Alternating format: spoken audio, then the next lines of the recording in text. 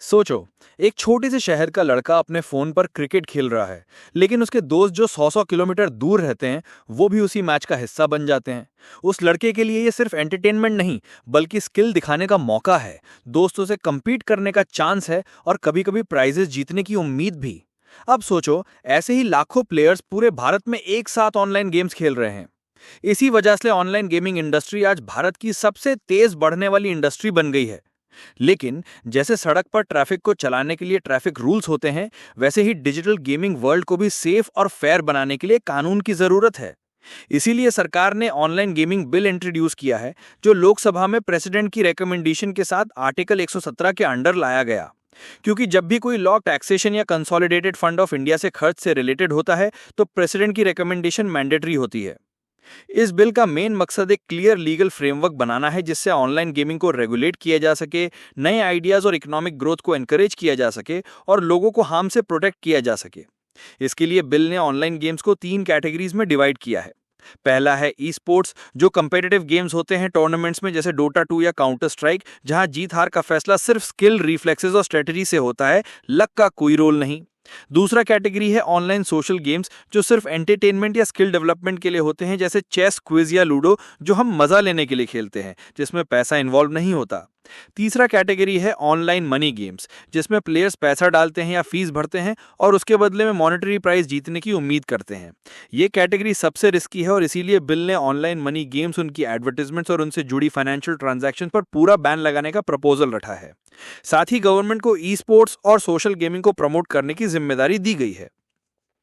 इस रेगुलेशन को स्मूथली चलाने के लिए बिल एक स्पेशल ऑनलाइन गेमिंग अथॉरिटी बनाने की बात करता है, जो पॉलिसी सेट करेगी, सेक्टर को मॉनिटर करेगी और रिस्पॉन्सिबल प्ले को इंश्योर करेगी।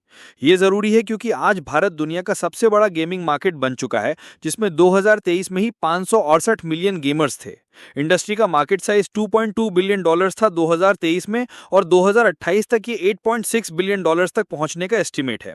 इस ग्रोथ के पीछे कुछ बड़े फैक्टर्स हैं, जैसे भारत की जवान पॉपुलेशन, जिसमें आधी से ज्यादा लोग 25 साल से कम उम्र के हैं, स्मार्टफोन रेवोल्यूशन, जहां 2025 तक 1.2 बिलियन यूजर्स होने वाले हैं, सस्ता इंटरनेट, जिसने भारत को चीन के बाद सबसे बड़ा इंटरनेट बेस बना दिया है, और डिजिटल पेमेंट्स का बूम, जो 2019 के 10 करोड़ यूजर्स से 2025 तक 46 करोड़ से ज्यादा हो गया है। साथ ही गेम्स को रीजनल लैंग्वेजेस जैसे हिंदी, बांग्ला, तमिल, तेलुगु में लोकलाइज किया जा रहा है, और भारत का आईटी सेक्टर भी गेमिंग डेवलपमेंट में तेज से कंट्रीब्यूट कर रहा है। 2010 में सिर्फ 25 कंपनीज थी, जो 2019 तक 275 हो गई। इस इकोसिस्टम का एक बड़ा हिस्सा है रियल मनी गेमिंग यानी आरएमजी इंडस्ट्री, जिसमें ड्रीम 11, पोकरबाजी और एमपीएल जैसे प्लेटफॉर्म्स आते हैं। यहाँ प्लेयर्स रियल मनी स्टेक करते हैं और जीत हार का डायरेक्ट फाइनेंशियल इंपैक्ट होता है। सिर्फ 2023-24 में ही इस इंडस्ट्री ने $3.8 बिलियन की रेवेन्यू जनरेट की।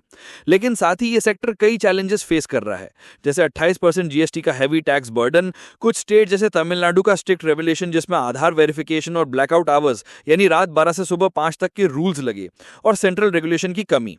इसीलिए आरएमजी कंपनीज ने अपना एक कोड ऑफ एथिक्स साइन किया है, जिससे वो ट्रांसपेरेंसी, रिस्पॉन्सिबल गेमिंग और एथिकल प्रैक्टिसेस दिखाना चाहते हैं। खासकर क्योंकि ऑफशोर प्लेटफॉर्म जो इंडिया के टैक्स और वेरिफिकेशन रूल्स को बाईपास कर लेते हैं, उनसे कंपटीशन बढ़ रहा है। पर यह भी सच है कि ऑनलाइन गेमिंग के साइड इफेक्ट्स हैं। डब्ल्यूएचओ ने गेमिंग डिसऑर्डर को एक बिहेवियरल एडिक्शन डिक्लेयर किया है। बच्चे और यंग प्लेयर्स कभी कभी इरिटेबिलिटी, रेस्टलेसनेस और सोशल आइसोलेशन फेस करते हैं।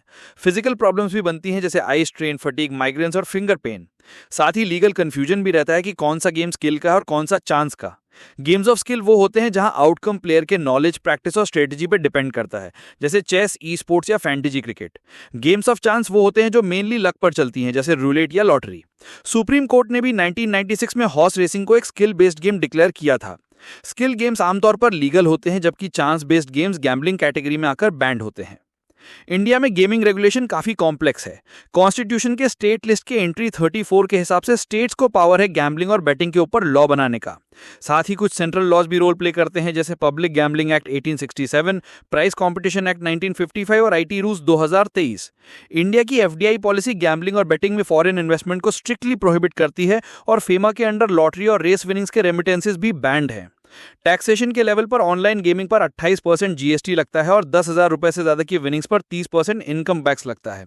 इतना हैवी टैक्स इस इंडस्ट्री को लिकर और गैम्बलिंग इंडस्ट्रीज के बराबर ट्रीट करता है, जिससे इंडिया के प्लेटफॉर्म्स की कॉम्पिटिटिवनेस कम हो जाती है और प्लेयर्स ऑफशोर प्लेटफॉर्म्स की तरफ शिफ्ट हो जाते हैं। इसी वजह से एक्सपर्ट्स कहते हैं कि सेक्टर को ओवर रेगुलेट करने के बजाय रिलैक्स्ड और क्लियर रूल्स की जरूरत है। अगर ऐसा होता है तो 2028 तक 2-3 लाख नए जॉब्स क्रिएट हो सकते हैं, स्टार्टअप्स ग्लोबल इन्वेस्टर्स को अट्रैक्ट कर सकते हैं और भारत इनोवेशन और टेक्नोलॉजी के लिए एक हब बन सकता है। अभी अनक्लियर टैक्सेशन और बार बार के लीगल हर्डल्स इन्वेस्टमेंट को डिस्करेज करते हैं। जैसे 2025 में सुप्रीम कोर्ट ने एक massive retrospective GST demand 1,12,000 crore रुपए का स्टे करना पड़ा, जिससे बिजनेस एनवायरनमेंट की इंस्टेबिलिटी क्लियर हो जाती है। आगे बढ़ने के लिए एक बैलेंस्ड अप्रोच चाहिए। टैक्स को रैशनलाइज किया जा सकता है, जिसमें स्किल बेस्ड और चांस बेस्ड गेम्स के लिए अलग स्लैब्स हों। प्लेयर्स के लिए एज बेस्ड कैटेगरीज बनाई जा सकती हैं, जहां बच्चों के लिए पेरेंटल कंट्रोल और टाइम लिमिट्स हों, यंग अडल्ट्स के लिए स्पेंडिंग लिमिट्स और अवेयरनेस कैंपेन्स हों, और अडल्ट्स के लिए बेटिंग कैप्स और मेंटल हेल्थ सपोर्ट अवेलेबल हो।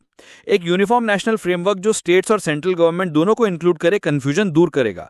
साथ ही अवेयरनेस कैंपेन्स और डेटा प्रोटेक्शन रूल्स को स्ट्रेंथन करके गेमिंग को सेफ बनाया जा सकता है। तमिलनाडु की ऑनलाइन गेमिंग अथॉरिटी, जो रिस्पॉन्सिबल गेमिंग और एडिक्शन प्रिवेंशन के लिए बनी है, एक अच्छा मॉडल है जो नेशनल लेवल पर रेप्लिकेट हो सकता है।